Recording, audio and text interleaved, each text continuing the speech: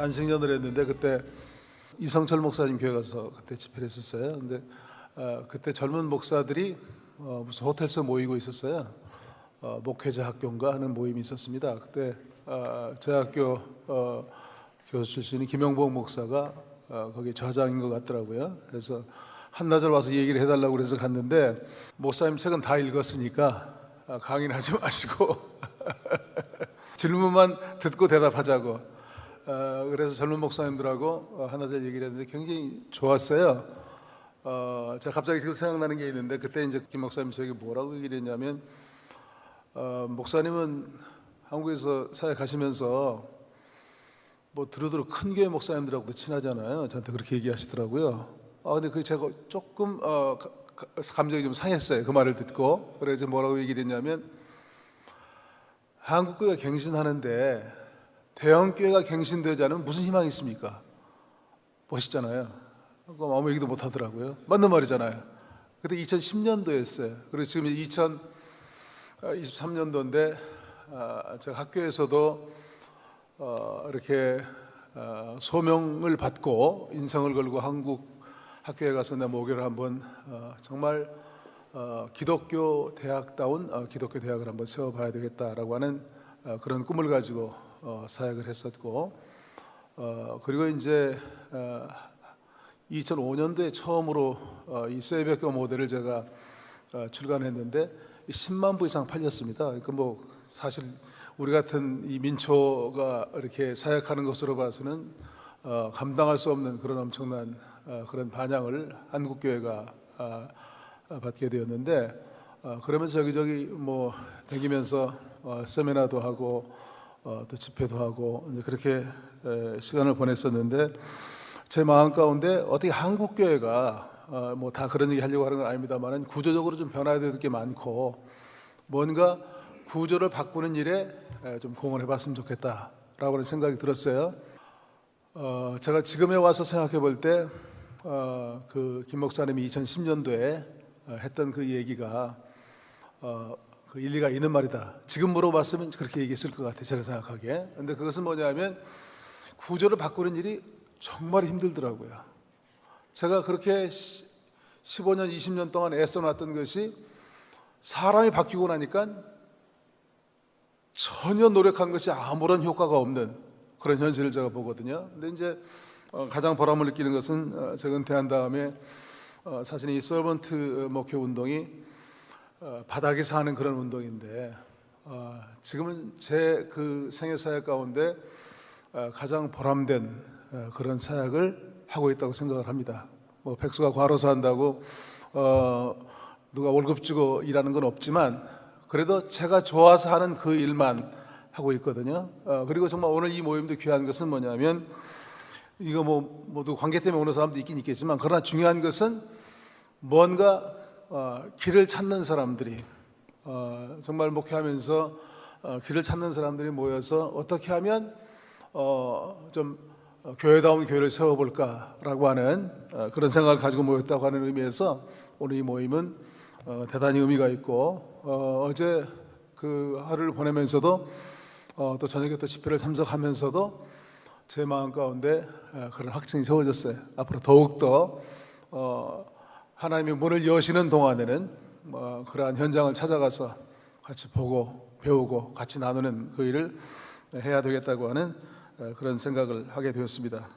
제가 우리 김 목사님 모실 때마다 느낀 건 뭐냐면, 이 어반 미니스트리에 대한 그런 지경이 점점 넓어지고 세분화되어지고, 현실적으로 그런 것들이 나타나고 하는 걸 보면서 굉장히 제가 감동을 받고, 서번트 미니스트리, 그 주빌리 미니스트리의 모델이 바로 김 목사님 하고 계신 이 목회라고 하는 그런 생각을 가지게 되었고요.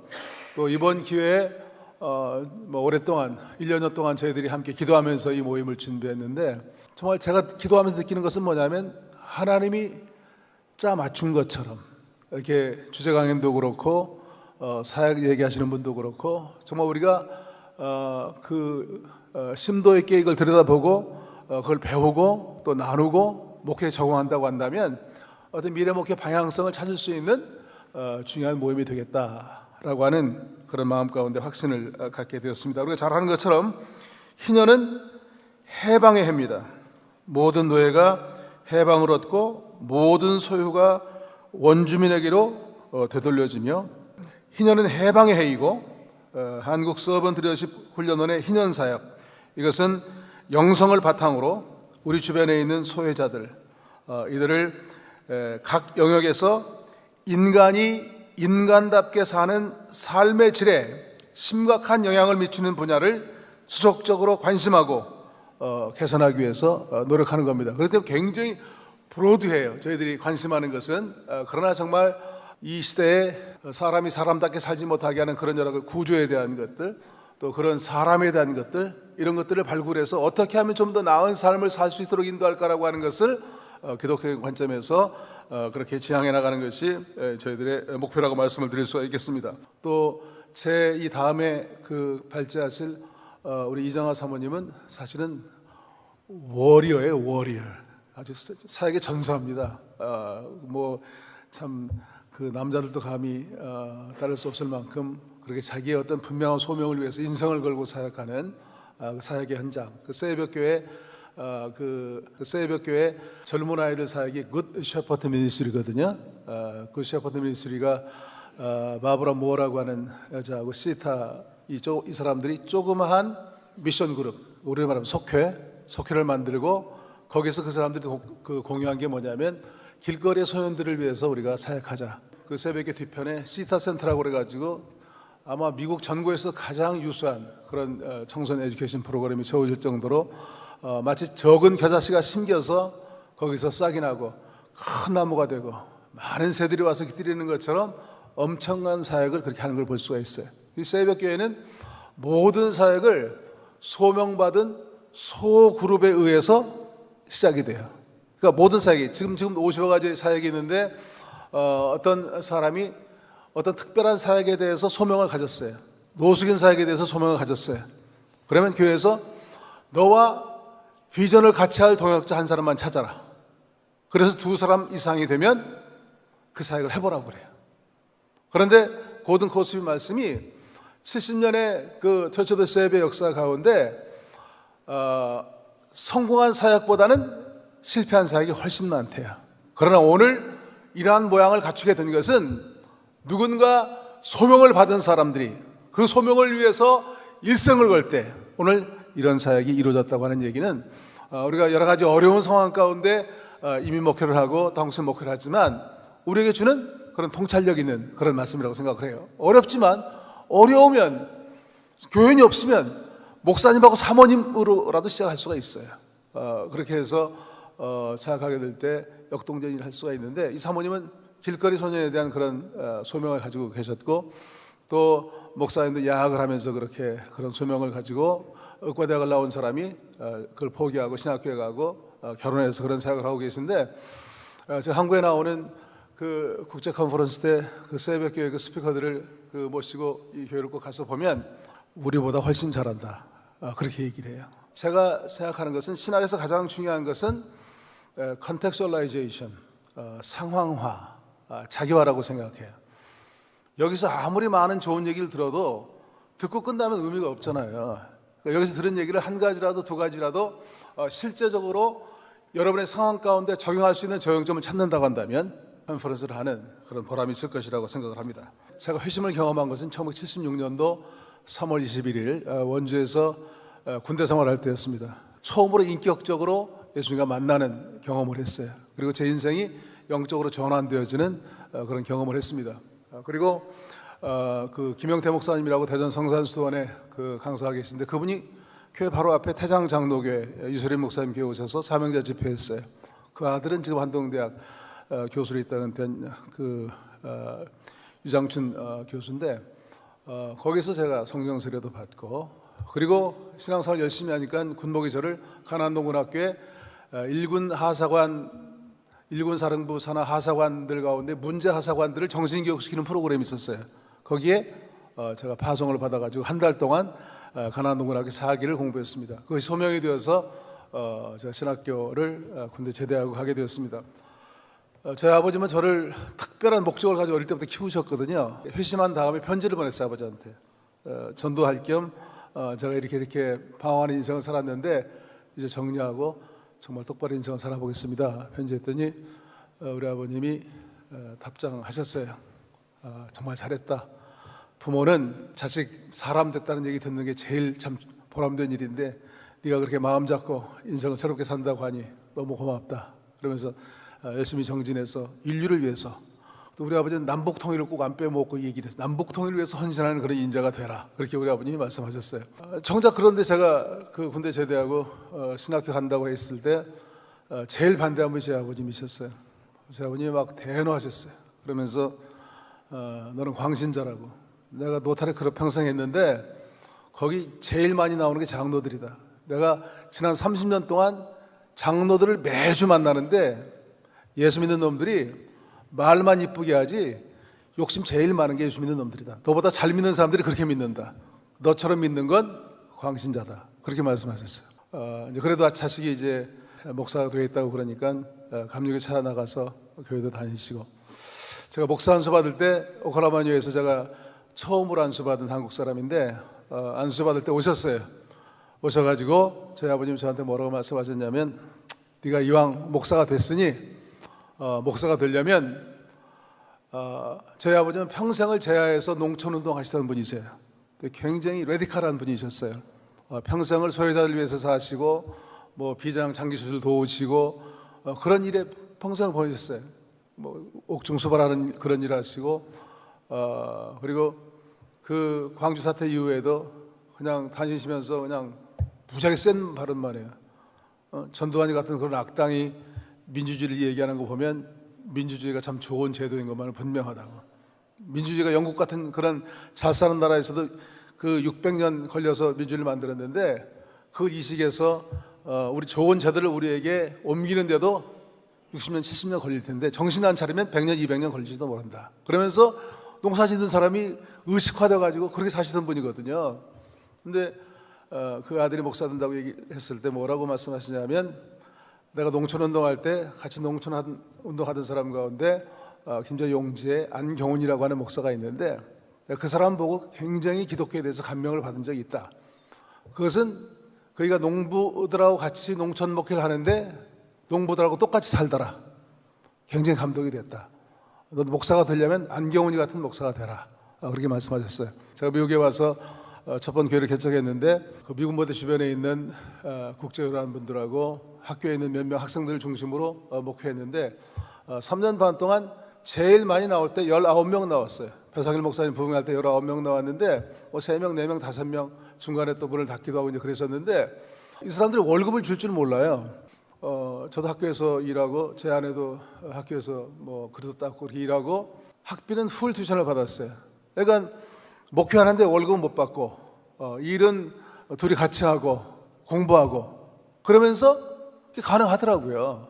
그때 느낀 게 뭐냐면 요즘 얘기하고 있는 그런 이중직 목회, 여기에 대한 것도 개념이 생긴 거예요. 먹고 사는 게 해결이 되면 교인이 3명이든 4명이든 5명이든 의미 있는 목회를 할 수 있겠구나. 그리고 그때 이제 헌금이 모이면 주로 우리가 하는 헌금이 다 뭐 대부분이겠습니다만은 그거를 선교사에게 썼어요. 맨 처음 보낸 게 시카고에 어떤 목사가 김창 목사님이 하는 그 깜빵에 무슨 뭐 보내는 운동하는 거기에 보낸 거예요. 제가 군대 생활의 경험도 그렇고 신학교 가서 김상욱 교수가 한번 여름방학 동안에 특강하는데 구사부 구테레스 책을 가지고 그 강의를 했는데 거기에 그 세군더라고 하는 그 남미 신학자가 Theology of Orthopraxis, 정통 실천 신학이라고 하는 말을 처음 썼어요. 이것이 핵심이 되어야 된다. 신앙은 오소독스 페이스가 있어야 되고 거기는 반드시 프락시스가 있어야 된다. 근데 그것은 제가 군대 생활할 때 회심을 경험하고 농군학교에 가서 김용규 장로님의 삶을 보고 배웠던 그것이 정리되어지는 그런 기회가 되었고, 그러니까 제가 그때 공부한 것이 한국에 나가니까 한국이 또 다문화 사회가 되면서 다문화 가족들을 저와 제 아내가 돌보는 중요한 그런 파운데이션이 되는 그런 경험도 하게 되었습니다. 91년도부터 노던 버지니아의 성령 강림교회, 지금은 이제 제일연합감리교회인데 그 교회를 맡아가지고 사역을 하면서 교회가 크게 부흥도 하고 또 성전도 건축하고 하는 그런 경험도 했습니다만은 가장 저에게 있어서 획기적인 일은 저희 교회 영어 목회 시작되면서 짐 틸이라고 하는 사람이 영어 목회 담당으로 왔어요.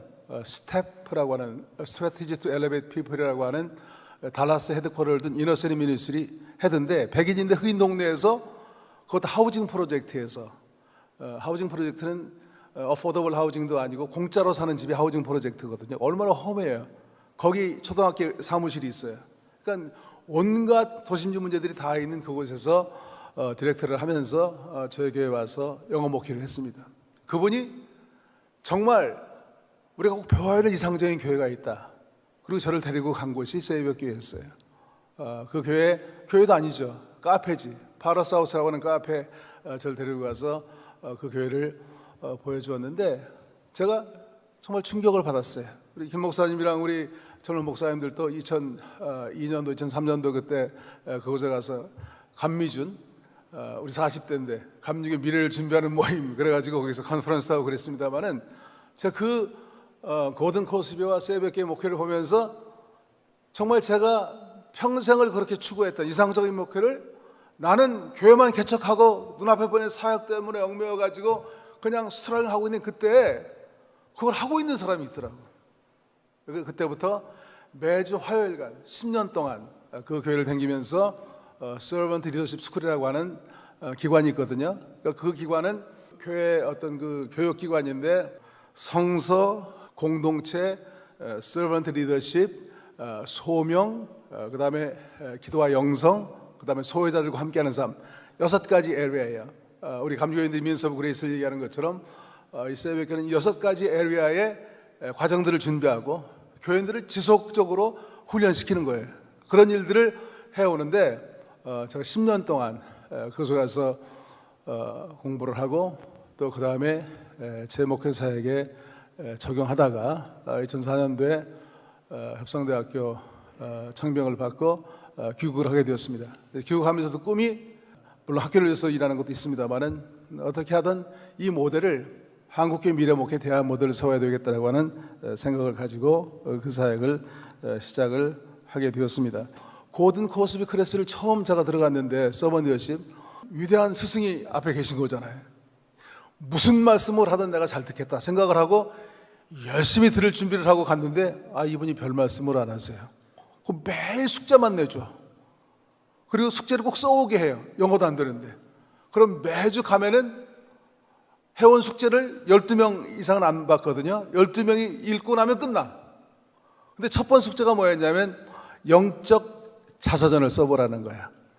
스피리추얼 바이오그래피를 써보라는 거예요. 그게 뭐냐면 신앙적인 배경, 회심의 경험, 소명받게 된 계기, 교회 생활 가운데 가장 좋았던 경험과 힘들었던 경험, ups and downs. 그 다음에 현재 상황, 현재 목회 상황도 좋겠고, 그 다음에 미래 비전, 17페이지 맨 밑에 있어요. 이걸 써보라는 거예요. 근데 제가 한국에 와서 신학대학원에서 그 서번 리더십과 참된 목회에 대한 교회론을 가르칠 때에도 제가 숙제를 꼭 이걸 내줬어요. 학부 학생들에게 제가 베이스 크리스천리티를 가르쳤는데, 그때에도 믿지 않는 애들에게도 써보라고 그랬어요. 근데 그게 굉장히 중요한 경험이에요. 영적 자서전. 제가 여러분들 뭐 써서 숙제를 내라고 할 수는 없지만, 한번 앉아서 조용한 시간에 한번 써보시면 여러분의 삶의 전 지경을 돌아보면서 자서전을 쓰시고 미래를 프로젝션하면 지금 현재 내가 어디에 서 있고 앞으로 어떻게 가야 될지에 대한 것들을 잘 알려줄 수 있는 그런 좋은 툴이 될 수 있다고 생각을 합니다. 이 책이 우리 최명찬 장로님께서 미래 목회 꼼꼼한 대안, 이거는 제 아이디어가 아니고요, 저분의 아이디어예요. 그래서 이제 그 책을 작년에 냈는데, 이건 뭐냐면 제가 그동안 17권의 책을 출판했는데, 이 서번트 목회와 관계되는 건 뭐냐면 그 많이 팔렸던 책, 미국으로 움직이는 작은 공동체 예배교회가 나왔는데, 이걸 뭐 한국 강호에 아주 한국 그 중원의 강호들이 막 여기에 가가지고 목회가 안 될 정도로 한국 사람들이 많이 와서 그렇게 힘들게 했다고 그래요. 근데 거기 갔다 온 사람들이 이구동성을 하는 얘기가 뭐냐면, 이거를 실제적으로 우리 상황 가운데 쓸 수 있는 거를 준비해 달라는 거예요. 그래가지고 썼던 것이 뭐냐면 실천편. 그건 이제 소그룹 사회 공동체에 대한 겁니다. 소그룹 운영에 대한 거. 그 다음에 목회 철학인 서번 리더십. 한국교회 적용편인 작은 공동체가 희망이다. 그리고 고든 코스비의 묵상집인 위대한 사랑의 힘에 사로잡힌 자. 여기 저 영성의 대가 유정 정자님도 계십니다만은 고든 코스비의 그 묵상집을 읽더니 고든은 행동가라기보다는 영성가라는 거예요.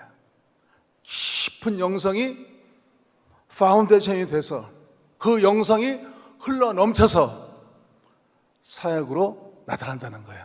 그러니까 영성과 사역, 이거는 분리된 것이 아니고 사실은 하나라는 거예요. 하나. 컴플리멘타리티 이치아들.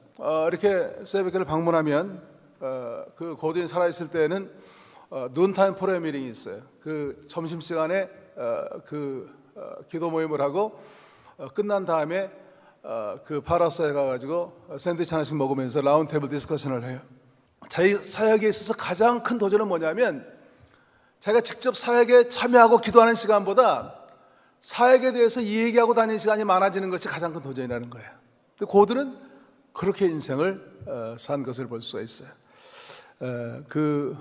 고든의 책도 그렇게 냈고 이번에 이제 이 책을 냈는데 이거는 한마디로 표현하면 종합편이에요. 매뉴얼. 그래서 여기 있는 거를 제가 주로 한국에서 이제 지방 목사님들이 이 책을 읽고 모여가지고 같이 얘기를 듣는 그런 시간을 갖거든요. 제가 지난 2주 전에도 이천 동지방에 갔는데 한 목사님이 저에게 카톡을 보내왔어. 오는데 제 잠들었던 영혼을 이 책을 읽고 오늘 얘기를 들으면서 다시 깨워지는 그런 경험을 했습니다. 지금 제 자랑하는 거예요. 사역의 보람을 느끼는 거. 어떤 다른 성취감보다도 더 큰 보람을 제가 우리 최장님께 감사를 드려요. 이런 좋은 책을 내게 해주셔서. 이 말은 뭐냐면 여러분들 꼭 이 책을 사서 보라는 거예요. 그리고 교회에서 이걸 같이 해보세요. 여기 보면은 제가 서번 리더십, 그러면 서번 리더십의 10가지 캐릭터, 그럼 저는 12가지로 얘기하거든요. 그걸 어떻게 내가 어떤 서번트 리더의 기질을 가지고 있는지를 이대로 따라가서 보면 할 수가 있어요. 그리고 여기 진단 질문 같은 거 있잖아요. 20페이지 진단 질문 같은 거 여기 보면 성서에서 말하고 있는 교회의 본질이 뭔가. 제가 여기서 얘기하는 건 인워드 저니, 아웃워드 저니, 저니 투게더 이 세 가지잖아요. 이거를 어떻게 그 성서에 말하고 있는 공동체의 본질을 지금 내가 속한 교회에서는 유지하고 있는지, 그 말씀에 비추어서 유지하고 있다고 한다면 그 이유는 뭐고, 그렇지 못한다면 그 이유는 무엇인지, 내 공동체는 그걸 실현할 수 있는 그런 스트럭처, 멤버십 스트럭처나 또 컨티뉴 에듀케이션 스트럭처가 돼 있는지, 구조가 돼 있는지 물어보고, 또 실제적으로 이것을 실천하고 있는 건 뭔지, 그리고 바른 교회론을 세워야 되고 그 교회론에 근거한 바른 목회 철학을 세워야 되고, 이 목회 철학은 코어 밸류라고도 할 수 있어요. 그 부활학의 아담 해밀턴은 그 코어 밸류를 티셔츠에 한 줄로 쓸 수 있을 만큼 목회에 대한 분명한 방향이 있어야 된다는 거예요. 굉장히 중요하다고 생각을 해요. 그 다음에 목회 전략, 스트래티지, 이 전략이 중요해요. 선교도 전략이 중요해요. 잠언에 보면 잠언 24장 6절 말씀에 너는 전략으로 일하라 라고 하는 말이 있어요. 우리 목회에도 무턱대고 아무거나 갖다 쓰고 이렇게 하는 게 아니고 분명한 내 상황을 이해하고 분명한 전략을 세울 수 있는 능력이 필요해요. 내가 가장 잘할 수 있는 것, 내 은사, 내 지역, 내 교인들의 특성을 극대화하는 것이 중요해요. 오늘날 한국교회 위기도 다른 말로 표현하면 전략의 부재라고 얘기할 수가 있어요. 이제는 장단기 계획이 아니래 1년, 2년 단위로 짧은 계획을 세워야 된다고 얘기해요. 그만큼 세상이 급변한다고 하는 거예요. 이 시대의 한국 개신교 극복 과제도 지도자의 자질 향상, 교회 신뢰도 회복, 차별학 목회나 이중직 목회, 차세대 목회에 대한 우선적인 관심과 대안 마련. 이제 한국도 초고령화 사회로 진입하는데 2025년에는 노인 인구가 한국도 1,000만이 넘어요. 초고령 사회로 들어가는 거예요. 노인 목회에 대한 대안, 소외자들을 위한 그 사역의 대안이 필요하죠. 이 시점에서 한국교회가 하나님이 기뻐하시는 교회가 되기 위해서는 지속적으로 변화 회복되어야 될 조건이 무엇인지 고민할 필요가 있다고 생각합니다. 이 대안은 저는 서번트 목회이고 새벽의 모델이라고 생각을 해요.